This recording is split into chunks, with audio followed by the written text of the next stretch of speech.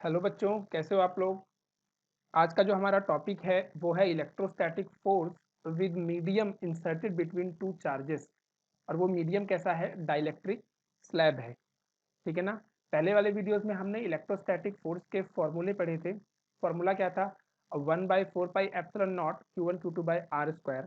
और मैंने आपको ये भी बताया था कि अगर हमारे पास डाइलेक्ट्रिक मीडियम है तो हमारा जो फोर्स होता है इलेक्ट्रोस्टैटिक वो चेंज होके 1/4πε0 के बन जाता है। यहाँ पे एक एक्स्ट्रा टर्म ऐड हो जाता है जिसकी वजह से ये वैल्यू रिड्यूस हो जाती है Q1 Q2/r²।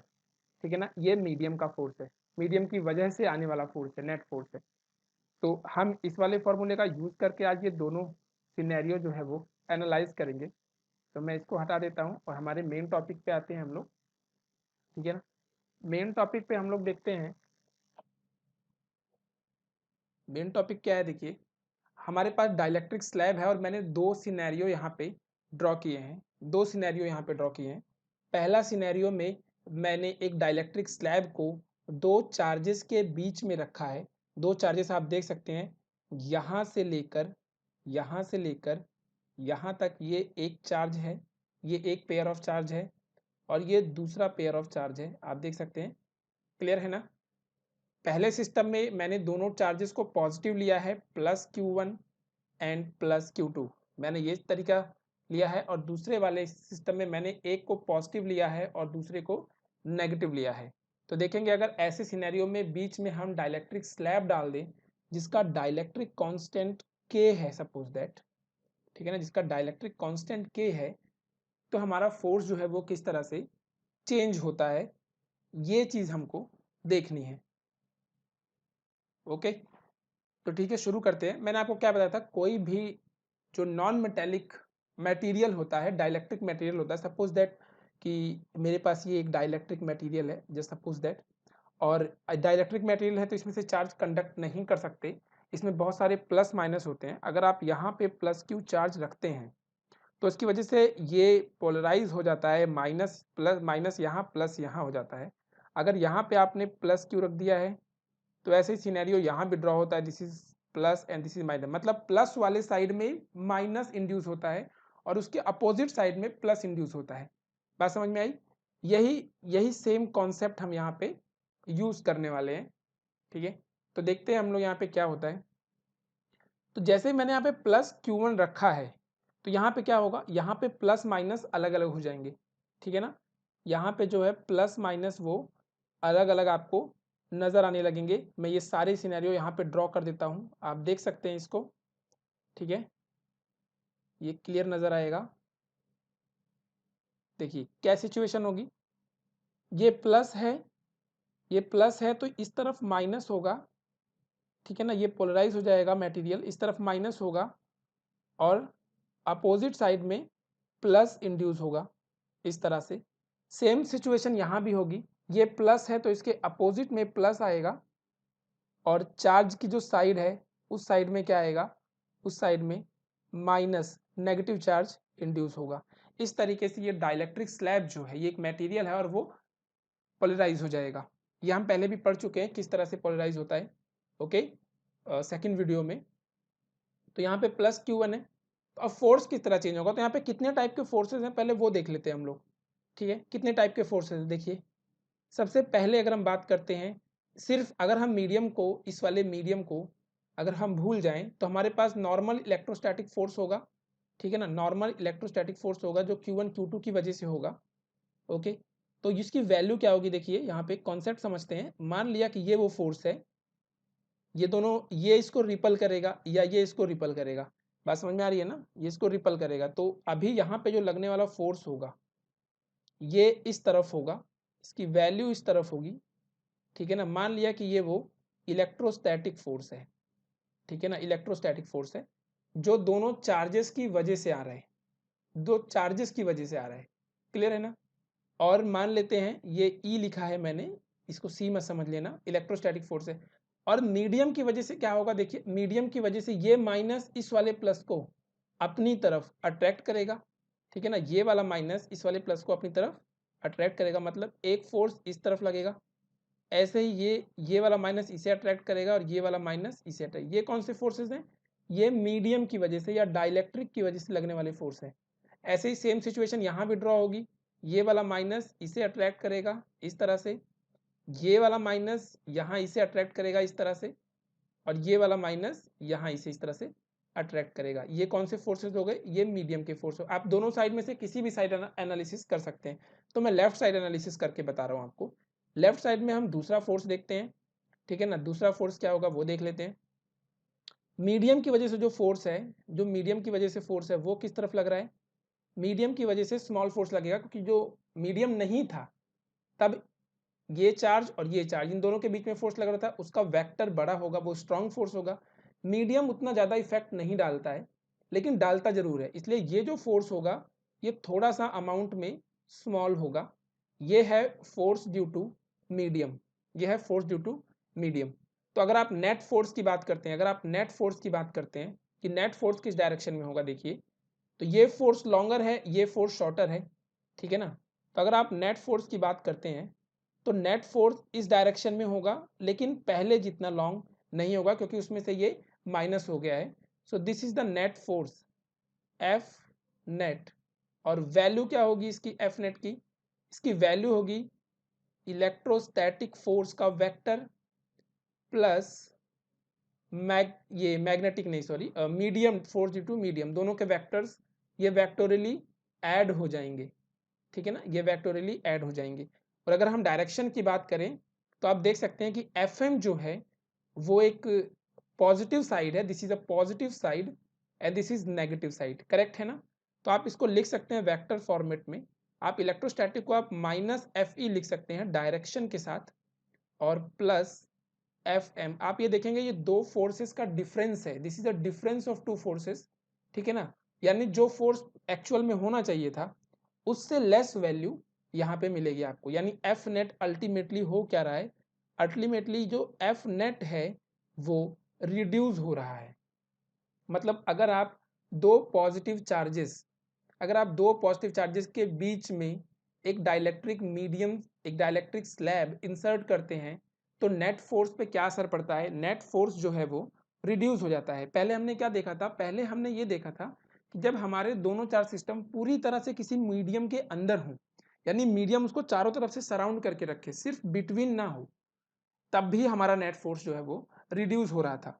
और यहाँ भी इस केस में ये फोर्स जो है वो रिड्यूस होता जा रहा है। तो हम इसके बारे में जो हमने अभी ये समझा है हम इसको लिख लेते हैं स्टेटमेंट इसका, ठीक है ना। स्टेटमेंट क्या है देखिए, स्टेटमेंट ये कुछ बनेगा, force between Q1 and Q2 लिख लेते हैं। जो भी हमने अभी देखा है वो हम देख लेते हैं।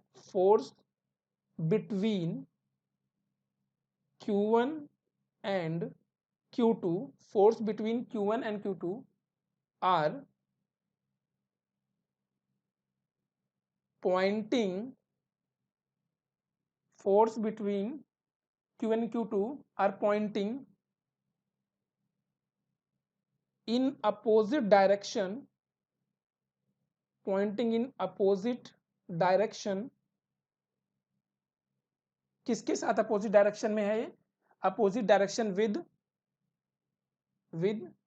फोर्स ड्यू टू मीडियम, ठीक है ना। जो भी Q1 Q2 की वजह से फोर्स लग रहा था उसकी जो डायरेक्शन है वो मीडियम के फोर्स से अपोजिट डायरेक्शन में, आप फिगर में भी देख सकते हैं। So net force on the two charges decreases. So conclusion क्या है? कंक्लूजन है net force on two charges decreases. ये लाइन आपको याद रखनी है, ठीक है ना। डिक्रीजेस, दिस इज डिक्रीजेस, बस ये आपको याद रखना है। क्लियर है ना? ये कंक्लूजन है। अगर हम सेम एनालिसिस सेकंड साइड में करते हैं, चलिए सेकंड साइड में हम एनालिसिस करते हैं। देखिए सेकंड साइड में क्या आता है हमारे पास, सेकंड साइड में हम एनालिसिस करके चेक करते हैं। एक मिनट जस्ट स्क्रॉल डाउन कर लेता हूं मैं ताकि हमें स्पेस मिल जाए। Okay fine. अब देखिए हम यहाँ पे भी सेम वे में पोलराइज करने वाले इस मटेरियल को देखिए, this is it is like this and इस तरीके से प्लस माइनस इस तरह से अलग अलग हो जाएंगे यहाँ पे। ये देखिए जिसमें से इस बार ये प्लस है तो प्लस यहाँ पे अपोजिट, यहाँ पे अपोजिट और यहाँ पे अपोजिट साइड, ये माइनस है तो इसलिए प्लस माइनस की साइड इंड्यूस होगा क्योंकि प्लस माइनस को अट्रैक्ट करेगा।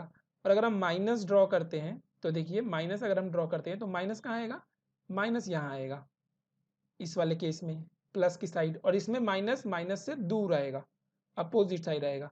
अब आप चाहे लेफ्ट साइड, चाहे आप left side situation free body diagram बना लीजिए, चाहे आप राइट साइड बना, आपको सेम रिजल्ट मिलने वाला है, ठीक है ना। तो हम लोग क्या करते हैं, हम लोग इस बार राइट साइड में डायग्राम ड्रॉ करते हैं, ठीक है। राइट साइड में देखिए, राइट साइड में क्या होगा, क्या क्या सिचुएशन है हमारे पास। सबसे पहले मैं इलेक्ट्रोस्टैटिक फोर्स की बात करता हूं, तो मान लिया ये वो पॉइंट है, ये वो चार्ज है, तो इसको ये वाला चार्ज अपनी तरफ अट्रैक्ट करेगा, क्योंकि अभी समझो मीडियम नहीं है, जब ये मीडियम नहीं था तब क्या हो रहा था, तब इलेक्ट्रोस्टैटिक फोर्स इस चार्ज को इस तरफ अट्रैक्ट कर रहा था, दिस इज एफ इलेक्ट्रोस्टैटिक, ठीक है ना। यानी इलेक्ट्रिक फोर्स, कूलम फोर्स जो है, मीडियम मीडियम नहीं है इसमें, ठीक है ना, नॉर्मल फोर्स की हम बात कर रहे हैं विदाउट मीडियम फोर्स। और मान लिया हमने, और मान लिया हमने कि ये प्लस क्या कर रहा है, ये वाला प्लस, ये वाले पॉजिटिव क्या कर रहे हैं, ये पॉजिटिव ये पॉजिटिव ये पॉजिटिव, ये इसको, ये भी इसको अट्रैक्ट करेगा, ये इसको अट्रैक्ट करेगा, मतलब दूसरा जो फोर्स जनरेट होने वाला है, ठीक है ना, दूसरा वाला जो फोर्स जनरेट होने वाला है वो इसको इसी तरफ सेम तरफ अट्रैक्ट करेगा। लेकिन मीडियम का फोर्स है इसलिए वेक्टर थोड़ा सा स्मॉल होगा, मीडियम का फोर्स उतना स्ट्रांग नहीं होता जितना फ्री स्पेस में होता है, एफ ड्यू टू मीडियम। तो अगर आप ये दोनों डायग्राम को कंबाइंड करते हो तो आपको एक रिजल्ट मिलता है, और वो रिजल्ट क्या है, देखिए वो रिजल्ट ये है कि दोनों फोर्सेस का वेक्टर एडिशन होगा, और हमें ओरिजिनल फोर्स से भी लॉन्गेस्ट फोर्स मिलेगा, उससे भी लॉन्ग फोर्स मिलेगा, दिस इज दिस फोर्स। तो this force is F net, this value is F net, net force, जो कि अगेन वेक्टर एडिशन होगा electrostatic force plus force due to medium. अगर आप साइन के साथ दोनों को ऐड कर देंगे तो दोनों एग्जैक्टली ऐड हो जाएंगे, क्योंकि दोनों जो है वो नेगेटिव डायरेक्शन में है। आप चाहें तो माइनस यहाँ कॉमन ले लीजिए और यहाँ पे F E plus F M directly लिख दीजिए। तो आप देख सकते हैं कि यहाँ पे जो फोर्स है उसका जो मैग्नी, ये माइनस के चक्कर में मत पड़िए, माइनस आपको सिर्फ कितना बताता है, ये माइनस आपको सिर्फ ये बता रहा है, ये माइनस आपको सिर्फ ये बता रहा है कि इसकी डायरेक्शन जो है वो किस डायरेक्शन में है, माइनस ऑफ आई डायरेक्शन में है। बस आपको सिर्फ ये, ऐसे इसमें भी आप लिख सकते हैं, इसमें भी आप इस तरह से आई जे करके लिख सकते हैं, ठीक है ना, माइनस ऑफ आई डायरेक्शन में है, पर हो तो एडिशन रहा है, क्लियर है ना। इसका मतलब हम इसमें भी कंक्लूजन लिख सकते हैं अपने हिसाब से कि दोनों फोर्सेस ऐड हो रहे हैं, तो वैल्यू नेट फोर्स की इंक्रीज हो रही है, एफ नेट की जो वैल्यू आ रही है वो इंक्रीज हो रही है, ठीक है ना। तो कंक्लूजन हम इसमें भी लिख देते हैं, जो भी कंक्लूजन हमको समझ में आया है वो हम यहाँ पे लिख देते हैं। देखिए क्या कंक्लूजन है इस वाले सेगमेंट का, कंक्लूजन है कि force between Q1 and Q2 are pointing in same direction. देखो Q1 Q2 की वजह से इलेक्ट्रोस्टैटिक फोर्स आया था वो उसी डायरेक्शन में पॉइंट कर रहा है as force due to medium. Medium की वजह से जो फोर्स है और इलेक्ट्रोस्टैटिक फोर्स जो बिना मीडियम के है वो दोनों सेम ही डायरेक्शन में पॉइंट कर रहे हैं, क्लियर है ना। तो कंक्लूजन क्या है, सो नेट फोर्स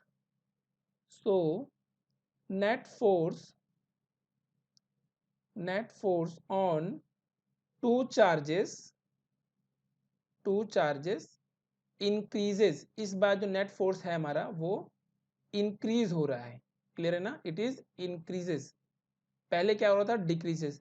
तो ऐसा नहीं है कि अगर आप इंसर्ट बीच में करते हो मीडियम को तो हमेशा डिक्रीज या हमेशा, कई लोग बच्चों को ये कंफ्यूजन होती है कि मीडियम है तो डिक्रीज ही होगा, डिक्रीज नहीं होगा हमेशा, उसकी भी कंडीशंस होती है, इंक्रीज और डिक्रीज दोनों हो सकता है, हमें चेक करना पड़ता है कि वो सिनेरियो क्या है।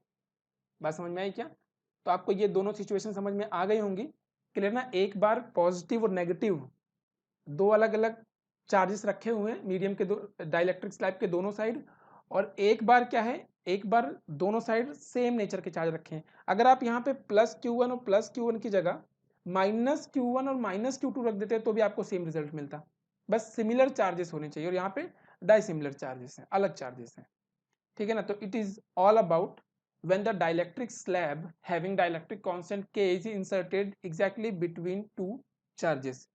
ओके, नेक्स्ट जो हमारा टॉपिक है, ठीक है ना, वीडियो को पॉज करके आराम से सोचिए और इसको नोट डाउन कर लीजिए, यही कॉन्सेप्ट है इसका, ठीक है ना। तो हमारा जो नेक्स्ट टॉपिक है वो टॉपिक है प्रिंसिपल ऑफ सुपरपोजिशन। अब हम धीरे धीरे अपने टॉपिक को आगे बढ़ा रहे हैं, ठीक है ना। हम लोग हर वो एक सिचुएशन डिस्कस करेंगे जो कभी एग्जाम में पूछी गई है। ओके, तो ठीक है, आगे बढ़ते हैं हम लोग। आगे हम एक क्वेश्चन से शुरुआत करते हैं। एक छोटा सा क्वेश्चन है, पहले वो देख लेते हैं, उसके बाद हम लोग आएंगे। तो मैं ये सब चीज़ें रब कर देता हूँ स्क्रीन से, ठीक है, ये सब चीज़ें मैं स्क्रीन से रब कर देता हूँ, क्योंकि ये आप पॉज करके नोट कर लेना। अभी मैं इसको यहाँ से हटा देता हूँ, ये हटा दिया मैंने। ओके, तो हम लोग एक क्वेश्चन से शुरू करते हैं। देखिए क्वेश्चन क्या है। क्वेश्चन ये है हमारे पास, क्वेश्चन को हम लोग लिखेंगे ब्लू कलर से। चलिए, क्वेश्चन क्या है। क्वेश्चन इस तरह से है कुछ कि हमारे पास एक शेप यहाँ पे दिया हुआ है, यहाँ पे हमारे पास एक शेप दिया हुआ है जो कि डाइलेक्ट्रिक मीडियम है एक तरीके का, ठीक है ना, ऐसा। ओके, और इसका डाइलेक्ट्रिक कांस्टेंट जो है वो हमको के गिवन है। इसका डाइलेक्ट्रिक कांस्टेंट जो है वो के है। के को थोड़ा ढंग से लिख देते हैं, दिस इज के, ठीक है। ये कूलम कांस्टेंट 1/4πε0 नहीं है, ये डाइलेक्ट्रिक कांस्टेंट वाला के है। और इसके दोनों साइड जो है वो चार्जेस पुट किए गए हैं। एक चार्ज यहाँ रखा गया है जस्ट एग्जैक्टली इसके बाहर, और दूसरा चार्ज जो है वो भी पॉजिटिव नेचर का है, उसको यहाँ पे पुट कर दिया गया है। इनकी वैल्यूज हैं Q1 and Q2, Q1 and Q2, ठीक है। क्वेश्चन क्या है, क्वेश्चन ये पूछा गया हमसे, लैंग्वेज क्या है क्वेश्चन की, what is the required separation, what is the required separation, लिख देता हूं क्वेश्चन में आपके लिए, what is the required separation when dielectric is removed, when dielectric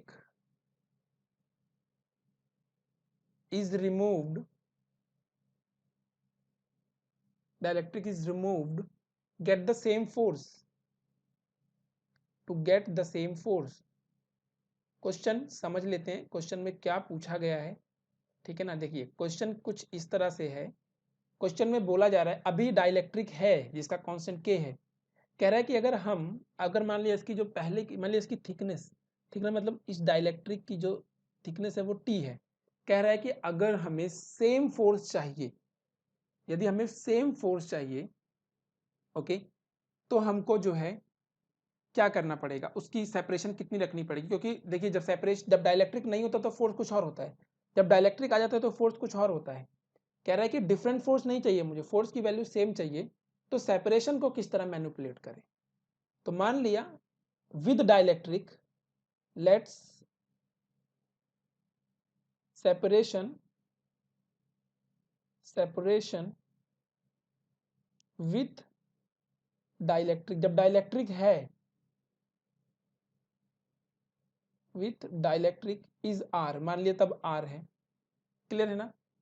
and solution हम यहां से लिख रहे हैं, यहां से हम सॉल्यूशन लिख रहे हैं इसका, एंड विदाउट डाइलेक्ट्रिक जो सेपरेशन है उसको हम आर डैश मान लेते हैं। ये हमने मान लिया, जब डाइलेक्ट्रिक नहीं रहेगा तो जो नई सेपरेशन हमें चाहिए वो आर डैश रहेगी। एकदम इसका मतलब आर डैश ही वो क्वांटिटी है जो हमें कैलकुलेट करनी है to get the same force. तो लिख लेते हैं, अगर हमें बोला गया है to get the same force, तो फोर्स ड्यू टू डाइलेक्ट्रिक को हमें एग्जैक्टली इक्वल रखना पड़ेगा फोर्स विदाउट डाइलेक्ट्रिक के। सॉल्व करके देखते जरा हमें क्या आंसर मिलता है। थोड़ा कलर चेंज करते हैं, ब्लू कलर से हम इसको या किसी और कलर से सॉल्व करते हैं, इसे सॉल्व करते हैं, देखिए ठीक है ना। सॉल्व करते हैं तो डाइलेक्ट्रिक की वजह से हमें जो फोर्स मिलता है वो मिलता है 1/4πε0 के Q1 Q2 divided by R square. इसको एग्जैक्टली इक्वल पुट करना है विदाउट डाइलेक्ट्रिक के जो हमारा फोर्स होता है। अच्छा, डाइलेक्ट्रिक के केस में आर नहीं था सिचुएशन, वो आर डैश था, तो हम यहाँ से इसको हटा देते हैं, हम इसकी जगह आर डैश पुट करते हैं, ठीक है ना। दिस इज आर डैश, देखिए this is R dash square, क्योंकि मैंने अभी अभी लिखा है ना, विदाउट डाइलेक्ट्रिक आर डैश रहेगा और विद डाइलेक्ट्रिक, अच्छा मैंने शायद उल्टा लिख दिया है, कोई बात नहीं, हम सॉरी इसको यहाँ पे सही कर देते हैं, हटा देते हैं, आर स्क्वायर ही लिखेंगे, ठीक है। आगे बढ़ते हैं हम लोग। 1 विदाउट डाइलेक्ट्रिक में डाइलेक्ट्रिक कांस्टेंट नहीं रहेगा, सिंपल 1/4 पाई एप्सिलॉन नॉट रहेगा, Q1 Q2 डिवाइडेड बाय, अब हम लिखेंगे आर डैश स्क्वायर, क्योंकि मैंने बोला है कि विदाउट डाइलेक्ट्रिक में आर डैश सेपरेशन है। इसको सॉल्व करते हैं तो 1/4 पाई एप्सिलॉन नॉट से 1/4 पाई एप्सिलॉन नॉट कैंसिल हो जाएगा, Q1 Q2 से Q1 Q2 कैंसिल हो जाएगा। हमें वैल्यू क्या मिलती है, देखिए वैल्यू हमें मिलती है R dash square is equal to K times R square. आप इसे सॉल्व करेंगे तो आपको आर डैश की जो वैल्यू मिलेगी वो मिलेगी रूट के आर, रूट लेंगे दोनों साइड, और ये हमारा आंसर है, ठीक है ना। मतलब नई सेपरेशन हमको क्या चाहिए, नई सेपरेशन हमको चाहिए रूट के आर, ये हमारा न्यू सेपरेशन है। आ रही है बात समझ में? इस तरह से क्वेश्चन हमसे पूछ लिए जाते हैं कभी कभी, ओके। तो अगर हम अब फोर्स लिखना चाहें, अगर मान लिया कि हमने जो है, एक मिनट से नीचे कर देते हैं, थोड़ा सा स्पेस बना लेते हैं, ठीक है। अब मैं चाहता हूं कि मैं मेरे चार्जेस को जो है वो दूर लेके चला जाऊं, देखिए जरा। अब जो मैं चाहता हूं, मैं मेरे चार्जेस को, जो भी चार्जेस थे, आपको यहाँ पे दिख नहीं रहा है, एक मिनट को, ये रे चार्जेस, ठीक है ना। मैं डायग्राम फिर से ड्रॉ करता हूँ, ये वो चार्ज है यहाँ पे और दूसरा चार्ज है यहाँ पे, क्लियर है ना, ये दो चार्जेस हैं। अब मैंने क्या किया है, अब मैंने यहाँ से इसको हटा दिया है डाइलेक्ट्रिक को, तो जितनी दूर डाइलेक्ट्रिक था उतनी दूर की थिकनेस तो मुझे पहले से ही क्लियर थी, कितनी थी वो, टी थिकनेस थी, क्लियर ना। वो थिकनेस कितनी थी, वो टी थी, ठीक है ना। और नई वाली सेपरेशन हमने मान ली है आर डैश, क्लियर है ना, आर डैश सेपरेशन हमने मान ली है। तो ये जो सेपरेशन है, ये हटाने के बाद हमको कितनी चाहिए, ये सेपरेशन हमको हटाने के बाद कितनी चाहिए, ये हमको चाहिए रूट, देखिए रूट के ऑफ आर हमको चाहिए होती है विद डाइलेक्ट्रिक, ठीक है ना। यानी हम कह सकते हैं रूट के multiply by separation with dielectric, है ना, विद डाइलेक्ट्रिक, जब डाइलेक्ट्रिक था, यही तो इसका मतलब है। जब डाइलेक्ट्रिक था तो हमने आर सेपरेशन कंसिडर किया था, तो इसका मतलब पहले डाइलेक्ट्रिक का जो सेपरेशन था वो टी था, मतलब ये कितना हुआ, ये हो गया रूट के टी, ये सेपरेशन हमारे पास रूट के टी है, ठीक है ना। और हम ये कहना चाहते हैं कि हमने हमने इसको चेंज कर दिया है, ठीक है ना, हमने चेंज करके इसको हमने थोड़ा शिफ्ट किया, हमने नई सेपरेशन कलेक्ट की है। एक्चुअल में ये जो वैल्यू है ये हमारी न्यू सेपरेशन है, बस समझ में आई, ये वैल्यू हमारी न्यू सेपरेशन है। तो ये सेपरेशन कितनी हो जाएगी, ये हो जाएगी आर ओरिजिनल सेपरेशन माइनस जो थिकनेस थी टी, ठीक है ना। टोटल पहले आर थी, उसमें से हमने थिकनेस वाला पोर्शन हटा दिया, तो ये सेपरेट बन गया, ये टोटल आर डैश है, क्लियर। तो नया फोर्स कितना हो जाएगा, न्यू फोर्स कितना हो जाएगा हमारा, तो न्यू फोर्स समझो एफ डैश है, इसकी वैल्यू हो जाएगी 1/4 pi epsilon not, 1/4 pi epsilon not Q1 Q2 divided bye new separation. तो न्यू सेपरेशन क्या है, आर डैश है, जिसकी वैल्यू है रूट के T plus R minus T, और ये टोटल का होल स्क्वायर, क्योंकि आर डैश तो यही है, ये न्यू वैल्यू हमारे पास आती है, ठीक है ना। ये इसका आंसर रह जाएगा। अगर हमसे पूछा जाए कि वो नई वैल्यू तो ठीक है, पर नई वैल्यू के साथ फोर्स कितना आएगा, तो वो फोर्स, ये तो अजीब सा बन गया, फिर से ड्रॉ कर लेते हैं। ये जो नया फोर्स आया है वो फोर्स इस तरह से आएगा, ठीक है ना, इसको बॉक्स में बंद कर लिया हमने, तो ये हमारे पास न्यू फोर्स आएगा, ओके। नेक्स्ट टॉपिक है सुपरपोजिशन प्रिंसिपल। तो हम लोग नई स्लाइड ओपन करते हैं, ठीक है, नई स्लाइड में हम लोग पढ़ेंगे सुपरपोजिशन प्रिंसिपल, ठीक है। सुपरपोजिशन प्रिंसिपल ये बहुत इजी टॉपिक है, ये आपको बताता है कि वेक्टर्स को किस तरह हम लोग डील करते हैं। ये थोड़ा हैंग हो गया लगता है, ठीक है, कोई बात नहीं, हम इसको क्लियर करके यहीं पे लिख लेते हैं, ओके। हम नया पेज ऐड कर लेते हैं, नया पेज ऐड करते हैं, इसका कलर थोड़ा चेंज करते हैं, इसका कलर हमने ब्लैक ले लिया है, ठीक है। हम लोग का जो टास्क है वो टास्क क्या है, प्रिंसिपल ऑफ सुपर सुपरपोजिशन, ठीक है ना। प्रिंसिपल ऑफ सुपरपोजिशन आपको क्या बताता है, देखिए प्रिंसिपल ऑफ सुपरपोजिशन, जैसे मान लिया कि हमेशा मेरे पास एक ही चार्ज नहीं होगा, दो चार्ज भी नहीं होंगे, हो सकता है कि हमारे पास दो से ज़्यादा चार्जेस हो, स्पेस में कहीं रखे हो, ठीक है। तो जैसे मान लेता हूँ कि मेरे पास यहाँ पे एक चार्ज रखा हुआ है, यहाँ पे एक चार्ज रखा हुआ है, मान लीजिए चार्ज है Q0, पॉजिटिव नेचर का Q0 चार्ज है, और इसके चारों तरफ स्पेस में बहुत सारे चार्जेस हैं, ठीक है ना। मान लेते हैं कि यहाँ पे एक चार्ज रखा हुआ है Q1, ठीक है, यहाँ पे एक चार्ज रखा हुआ है Q2, सारे पॉजिटिव नेचर के। यहाँ पे एक चार्ज रखा हुआ है Q3, यहाँ पे रखा हुआ है Q4, ऐसे बहुत सारे charges, n number of charges हो सकते हैं, क्लियर है ना। तो अब देखिए वन बाय वन फोर्स के मैं वेक्टर ड्रॉ करने जा रहा हूँ।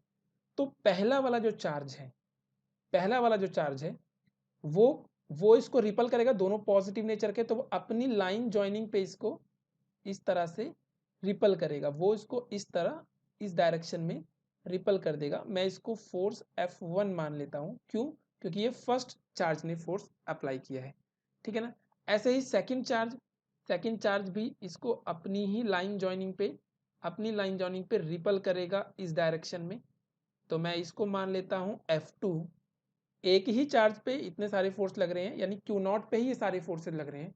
ऐसे ही Q3 है, Q3 की जो लाइन ज्वाइनिंग होगी, हम वो लाइन ज्वाइनिंग ड्रॉ कर लेते हैं, ठीक है ना। Q3 की लाइन ज्वाइनिंग ये थोड़ा अलग ही जा रही है, एक मिनट रुको, ढंग से ड्रॉ करते हैं इसको थोड़ा। Q3 की जो लाइन ज्वाइनिंग होगी वो कुछ इस तरह से होगी, देखिए इस तरह से, मतलब ये Q3 जो फोर्स लगाने वाला है वो इस तरह से लगाएगा। This is F3, force due to charge 3, third charge, ठीक है, दिस इज F3। ऐसे ही Q4 की भी अपनी एक लाइन ज्वाइनिंग होगी, ये वो उसकी लाइन ज्वाइनिंग है, तो ये अपनी लाइन ज्वाइनिंग के अलाउंग ऐसे फोर्स लगाएगा, ठीक है ना, F4। ऐसे n नंबर ऑफ चार्जेस हो सकते हैं जो फोर्स अप्लाई करेंगे। तो सुपरपोजिशन प्रिंसिपल हमें ये कहता है कि किसी भी एक चार्ज पे जो नेट फोर्स लगता है, ठीक है ना, नेट फोर्स F नेट, और ये लग किस पे रहा है, ऑन Q0, Q0 पे जो नेट फोर्स लग रहा है उसकी जो वैल्यू होगी, वो वैल्यू उस पे लगने वाले सभी फोर्सेस का वेक्टर एडिशन होगा, मतलब F1 vector plus F2 vector plus F3 vector, क्योंकि हमने चार ही फोर्स कंसीडर किए हैं तो हम चार लेंगे, अगर n नंबर ऑफ फोर्स होते और भी ज़्यादा होते तो हम इस तरह से और ज़्यादा फोर्सेज इसमें ले सकते हैं, ठीक है ना। तो बस ये इतनी सी बात है, this is called principle of superposition. और ये फोर्स पे ही नहीं, इलेक्ट्रिक फील्ड पे भी वैलिड है, ये मैग्नेटिक फील्ड, ये हर एक वेक्टर पे वैलिड है, ये हमने लॉज ऑफ मोशन में पढ़ा भी है, ठीक है ना। जितने भी फोर्सेज एक पॉइंट पे लग रहे होते हैं, हम उन सभी फोर्सेज का वेक्टर एडिशन ले लेते हैं। अगर आप स्टेटमेंट की बात करते हैं तो वैसे स्टेटमेंट बहुत ईजी है इसका, ठीक है ना, फिर भी मैं इसका स्टेटमेंट यहाँ पे लिख देता हूँ आपके लिए। स्टेटमेंट क्या है सुपरपोजिशन प्रिंसिपल का, मान लिया आपको बोर्ड एग्जाम में अगर लिखने की नौबत आती है, बोर्ड एग्जाम में आपको लिखना है, तो आप स्टेटमेंट में क्या लिखेंगे, आप लिखेंगे when more than two charges. देखिए जो हमने अभी देखा है मैं उसको बना के लिख रहा हूँ, ठीक है ना, मैं उसी को यहाँ पे बना के लिख रहा हूँ। When more than two charges, क्योंकि दो चार्ज होंगे तब तो एक ही फोर्स रहेगा एक ही लाइन में, ठीक है ना, दो से ज्यादा चार्ज इसलिए कंसिडर करने हैं हमको। तो when more than two charges are interacting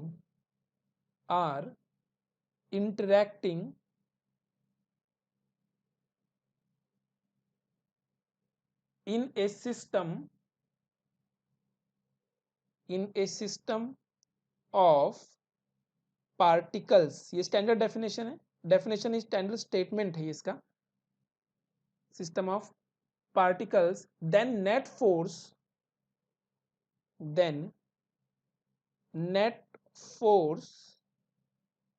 on any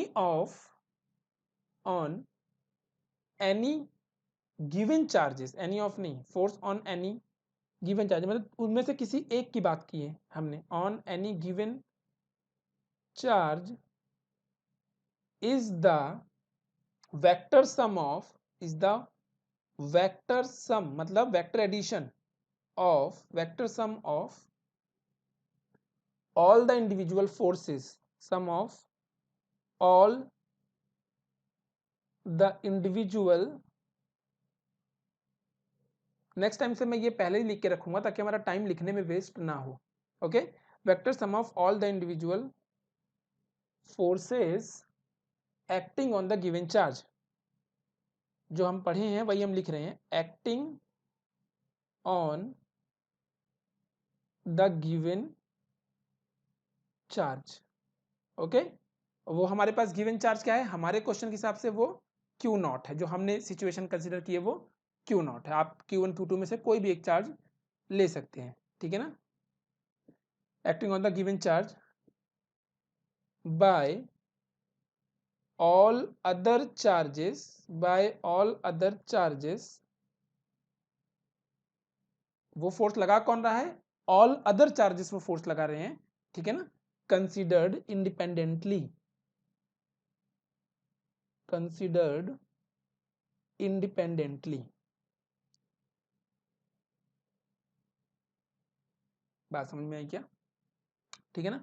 तो ये इसका स्टेटमेंट है। स्टेटमेंट इंपॉर्टेंट नहीं है क्योंकि हमने फॉर्मूले से ही समझ लिया हम क्या जानना चाहते हैं इसके बारे में, ठीक है ना। तो इसलिए नेट फोर्स इंपॉर्टेंट है। देखिए, जब भी दो चार्ज हैं और उसके आसपास कोई तीसरा चार्ज आ जाए तो वो उन दोनों के फोर्सेस पे इफेक्ट नहीं डालता, ये हमने लास्ट टाइम पढ़ा था। लेकिन नेट फोर्स तो चेंज होता है ना, इंडिविजुअल फोर्सेस चेंज नहीं होते, बट नेट फोर्स हमेशा चेंज होता है। क्लियर ना, इंडिविजुअल फोर्सेस चेंज नहीं होते हैं, बट नेट फोर्स किसी भी चार्ज पे वो हमेशा चेंज होता है। क्लियर है ना। तो इतना हम आज के लेक्चर में पढ़ेंगे। नेक्स्ट क्लास में हम लोग जो है वो न्यूमेरिकल्स करेंगे, बहुत सारे रैंडम न्यूमेरिकल्स करेंगे इलेक्ट्रिक फोर्स पे, ठीक है। उसके बाद हम इलेक्ट्रिक फील्ड स्टार्ट करेंगे, बहुत सारे न्यूमेरिकल करने वाले हैं हम लोग, ठीक है ना। जितने भी न्यूमेरिकल बन सकते हैं जो लास्ट एग्जाम में पूछे गए हैं, मेंस में, नीट में, एडवांस में, हर एक टाइप के क्वेश्चंस हम लोग करने वाले हैं, ठीक है ना। तो जो हमारा नेक्स्ट होगा, नेक्स्ट लेक्चर होगा, नेक्स्ट लेक्चर वो किस पे होगा, प्रॉब्लम प्रैक्टिस, ठीक है ना। दिस इज प्रॉब्लम प्रैक्टिस, ठीक है ना। नीट लेवल के क्वेश्चन होंगे उसमें, जेई मेंस लेवल के क्वेश्चन होंगे और एडवांस लेवल के क्वेश्चन भी होंगे। क्लियर ना, ये हम प्रैक्टिस करने वाले हैं। बहुत सारे कुछ 2 लेक्चर तक तो हम प्रैक्टिस ही करते रहेंगे, ठीक है। ठीक है, तो हम लोग नेक्स्ट वीडियो में मिलते हैं। ओके, अगर आपको ये वीडियो पसंद आई, ये लेक्चर आपको समझ में आया, तो वीडियो को लाइक कर दीजिए और अपने फ्रेंड्स को शेयर करो, उनकी भी हेल्प करो, और सब्सक्राइब कर दो चैनल को, और फेसबुक पेज को भी फॉलो करो, ठीक है ना। वहाँ पे आपको इन्फॉर्मेशन मिलती है एक्चुअल में, ठीक है। तो मिलते हैं अगली वीडियो में। Bye, take care.